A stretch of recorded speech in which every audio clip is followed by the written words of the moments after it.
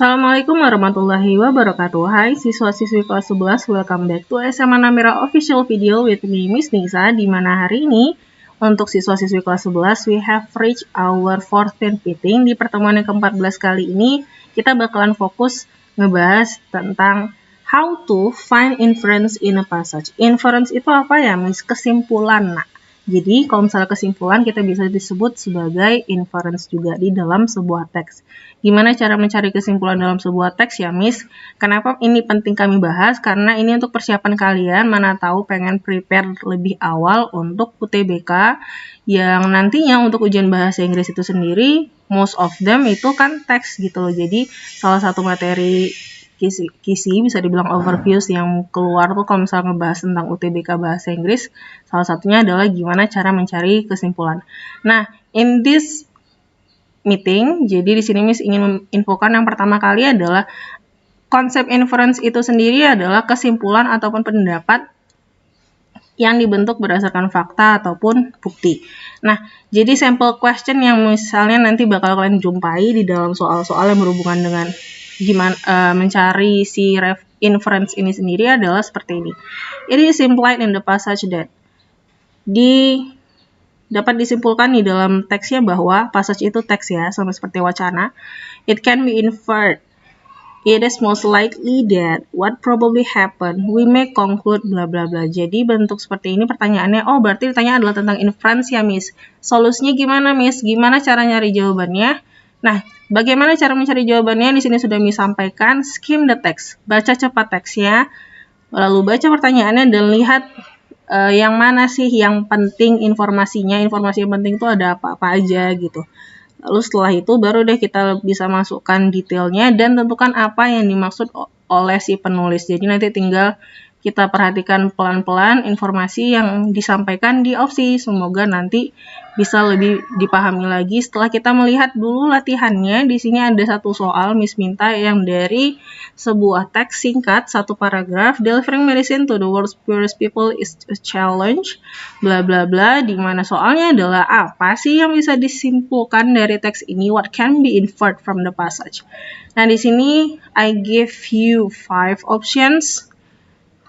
People in African countries do not go to doctors due to perilous myth.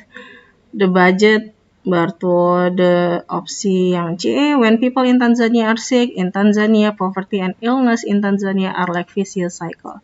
Nah, di sini seperti yang Miss bilang tadi, dibaca cepat teksnya, dibaca cepat teksnya, lalu setelah dibaca cepat teksnya kita lihat informasi inti, informasi yang penting yang berkaitan dengan si teks ini apa, Miss? Jadi dibaca pelan-pelan.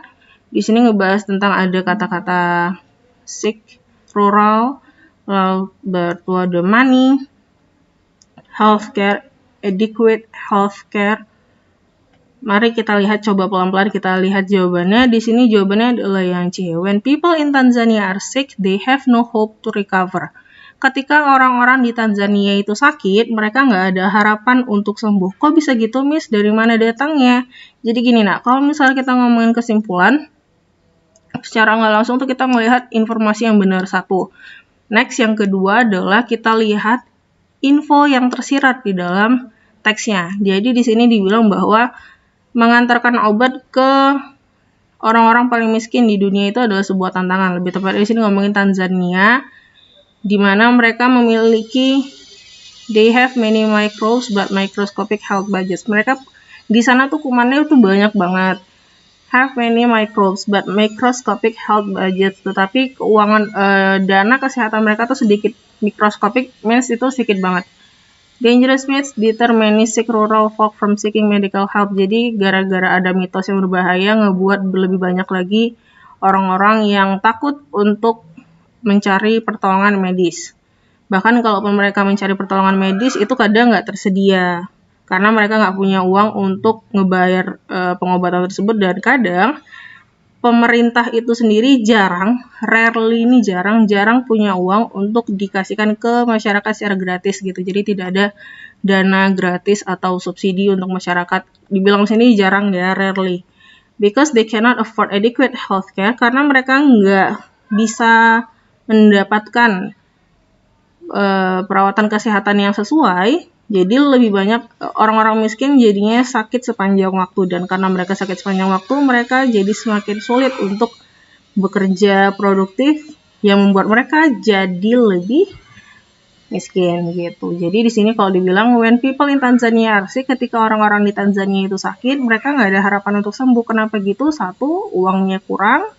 Lalu kalaupun ada, mereka juga takut masih bergantung dengan mitos yang berbahaya. Nah, itu adalah salah jawabannya. Untuk yang nomor ini kita punya jawabannya adalah yang C. Nah, untuk latihan lebih lanjut lagi, nanti akan Miss berikan di Google Classroom sebagai our part of e-learning SMA Namira yang nanti tetap bakal berada di pertemuan yang ke-14. Nah, jika masih ada kurang dipahami, feel free to ask me dari WhatsApp maupun dari Google Classroom. Thank you, that's all for today.